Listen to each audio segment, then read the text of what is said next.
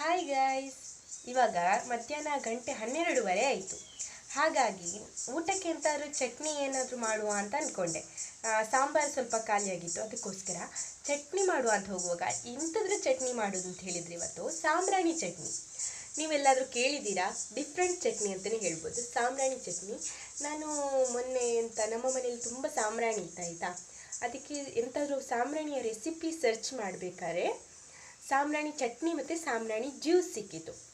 ಎರಡನ್ನೂ ನೋಡಬೇಕಾದ್ರೆ ನನಗೆ ಸಾಂಬ್ರಾಣಿ ಜ್ಯೂಸ್ ಅಷ್ಟು ಚೆಂದ ಆಗಲಿಕ್ಕಿಲ್ಲ. ಚಟ್ನಿ ಮಾಡುವ ಅಂತ ಚಟ್ನಿ ಟ್ರೈ ಮಾಡಿದೆ.